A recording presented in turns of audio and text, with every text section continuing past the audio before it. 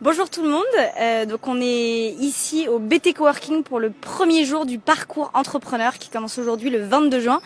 Je suis Adèle, l'une des cofondatrices de Ticket, mais surtout je suis avec Émeric Marmora qui est l'un des coachs du parcours entrepreneur. Salut. Et Mathieu, salut Émeric, et Mathieu, initiateur de Ticket for Change. Salut. Salut.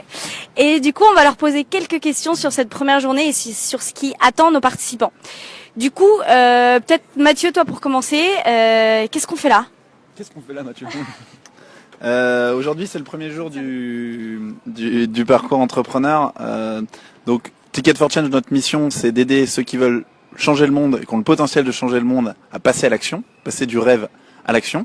Et là, le parcours entrepreneur est un programme de 6 mois pour aider des gens qui ont une idée de projet pour changer la société, changer les choses dans la santé, l'éducation, la préservation de l'environnement, etc. Et de les aider à transformer cette idée, donc juste au stade de l'idée, en projet plus solide, concret, avec une preuve de concept. Donc là, c'est un programme qui commence en juin, aujourd'hui, et qui va jusqu'à décembre prochain.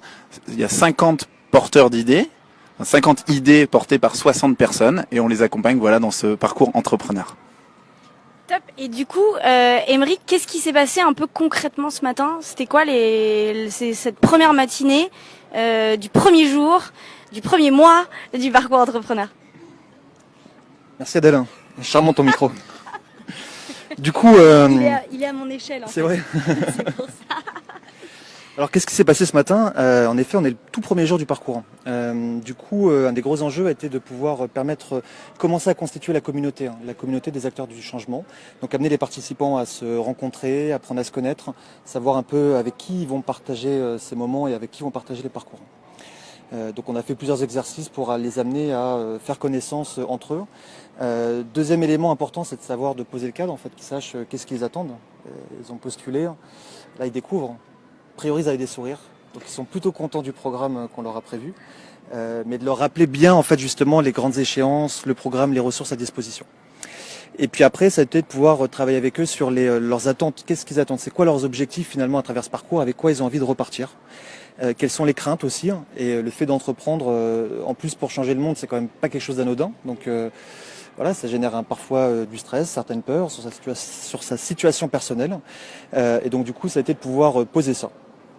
Et dernier élément, ce qu'on vient de faire avec eux, c'est de poser les principes du fonctionnement. De comment cette communauté va fonctionner, quels sont un peu les principes clés qui vont la régir. Et on a parlé de co-responsabilité, on a parlé de bienveillance, on a parlé d'écoute, on a parlé de faire confiance au processus. Voilà. Parfois, ils vont pas savoir. C'est une de mes phrases préférées, exactement. Parfois, on ne sait pas par où on va passer, mais voilà, avoir confiance qu'au final, ça va bien se passer. Et voilà, c'est animé parce qu'il y a Yuka derrière qui nous met l'énergie dans ce groupe-là. Génial. Ils sont forts. Génial. Est-ce que, du coup, là, tu parlais d'attentes et objectifs des participants. Est-ce que vous pouvez nous partager un peu une attente que vous avez pour ces 6 mois avec les entrepreneurs qui crient là ? Concrètement, ils sont en train de crier. Une des attentes, c'est que, en fait, pourquoi on fait ce programme ? C'est pour faire émerger des solutions durables à des problèmes de société urgents et importants. Donc notre but, c'est qu'on ait le plus possible qui émerge. Donc parmi les 60 personnes, qu'on ait le taux de transformation le plus important à la sortie. C'est pas le seul but. On est aussi en train on aide des talents à éclore. Donc certains vont réussir ce projet-là, d'autres non, et c'est pas grave. Ils vont tous se révéler. Ils vont tous révéler un potentiel, révéler quelque chose. Ils vont grandir, devenir entrepreneurs de leur propre vie. Certains vont réussir cette start-up sociale, d'autres vont en lancer une autre peut-être plus tard, d'autres vont se dire je préfère rejoindre un projet, c'est plutôt ça ma voie. En tout cas, ce sont des acteurs de changement, c'est des gens qui vont mettre leur talent, leur énergie, leur créativité au service de la résolution de problèmes de société. C'est ça le plus important. Nous, on est là pour les outiller, leur donner confiance, leur donner le réseau, les accélérer sur ce terrain-là. Voilà. Après, on espère qu'il y aura plus de 80% de taux de transformation. C'était notre chiffre l'année dernière, ce qui est un chiffre élevé sur les premiers pas. Donc voilà, au bout des 6 mois, on espère que au moins 80% des idées présentées, des 50 idées présentées aujourd'hui, donc au moins 40, puissent voir le jour. Puis ensuite, on les accompagne sur la suite. Émeric, est-ce que tu as... Rien à rajouter. C'était très clair. Génial. Et je dis beaucoup génial. Hein. C'est génial ce que vous dites. De ce que vous avez vu ce matin, j'aimerais savoir, est-ce qu'il y a une chose ou un moment, qu'est-ce qui vous a le plus enthousiasmé ce matin, à un titre personnel ou au nom de Ticket for Change, comme tu as le t-shirt, tu as le droit de parler au nom de Ticket for Change. Moi, je suis toujours agréablement surpris en fait quand tu as des personnes d'horizons complètement différents qui se retrouvent avec le même but et on sent en fait une envie commune, quoi. Donc on voit que dans les exercices qu'on propose, ils sont au taquet, qu'ils ont envie, que les discussions partent vite et du coup on sent une envie, une motivation extrêmement élevée et c'est génial. Hein. C'est génial, merci Émeric. C'est à peu près le même point. Mon point, c'est de dire, ils sont extrêmement divers de par leur parcours, de par leurs horizons, de par leurs âges, de 22 à 57 ans, de par les milieux sociaux desquels ils viennent, de par les expériences de vie. Et pourtant, ils sont tous là pour la même chose. Et c'est cette diversité et unicité d'intention qui est inspire. Enfin. Qui nous donne de l'énergie en fait, parce qu'on voit que c'est pas que pour quelques-uns potentiellement, c'est toute une population c'est tout un mouvement qui peut émerger, parce que ça peut concerner tout le monde. Voilà, il n'y a pas besoin d'avoir fait une école de commerce, il n'y a pas besoin d'avoir déjà entrepris un projet, il n'y a pas besoin d'être jeune, il y a pas voilà, c'est tous les âges, c'est tous les milieux sociaux, et notre but c'est de prouver que d'où qu'on vienne, quel que soit notre parcours, on peut réussir. Voilà.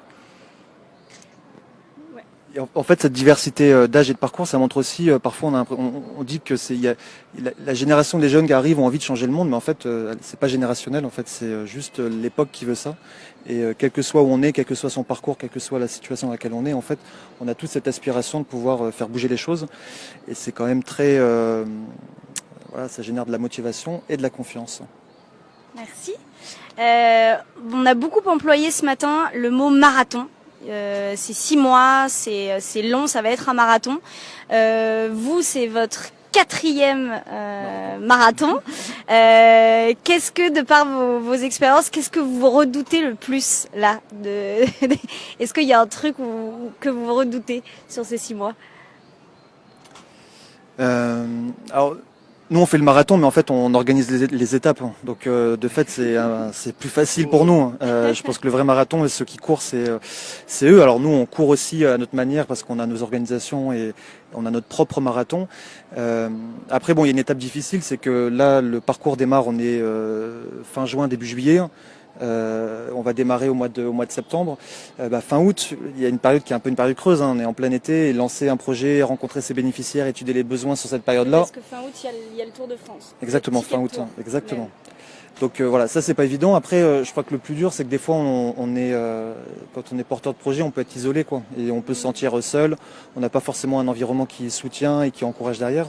Donc voilà, un des risques, c'est de se démotiver ou perdre son énergie. Et après, le parcours, il est conçu pour qu'il y ait suffisamment de moments de rencontre physiques et digitaux, en fait, pour, quand ça arrive, remettre un peu d'énergie, remettre la connexion avec le groupe qui aide à passer ces moments-là. Donc de crainte, non, je crois plutôt pas mal de confiance. Il y a une belle aventure qui arrive. Donc plus ça avance, plus t'es confiant. Exactement. Moi, je suis confiant par nature. Il n'y a pas de souci. Mathieu ? Non mais moi j'ai pas l'impression qu'on vit un 4e marathon, c'est plutôt effectivement c'est pour eux que le marathon commence. Après nous c'est plutôt 4 sprints consécutifs. L'enjeu pour eux c'est de gérer, de faire des sprints parfois à la vitesse un marathon parfois à la vitesse du sprint, parfois un peu moins rapidement, et de gérer son énergie pour tenir la durée et la distance.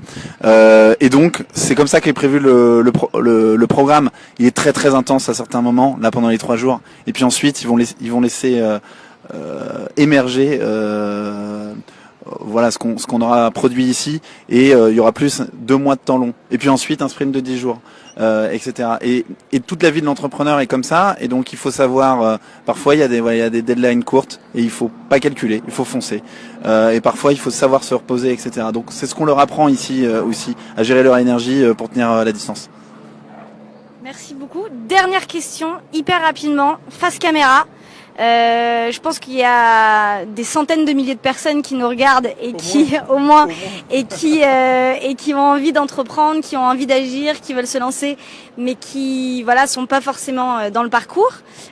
Si vous aviez un conseil à leur donner, chacun, face cam. Un conseil.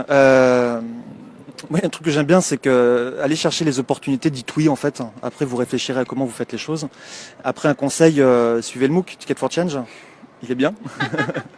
et puis, grâce à Adèle, rendez-vous bientôt sur Facebook pour suivre les prochains moments phares de ce programme. Moi, un seul, croyez en vos rêves. Tous ceux qui ont réalisé leurs rêves ont cru en leurs rêves. Donc, si vous voulez réaliser vos rêves, il suffit pas d'y croire, mais il faut commencer par ça. Ensuite, c'est beaucoup de travail, de l'audace, etc., de la détermination. Mais croyez en vos rêves. Tout est possible. Bon, on finit sur cette inspiration ultime de Mathieu Dardaillon. Merci beaucoup. Donc, moi, je reviendrai demain. Demain, on sera là avec des pionniers qui participent au tour. Donc, vous pourrez découvrir des entrepreneurs sociaux qui, eux, ont déjà agi depuis des années et qui vous partageront leurs conseils.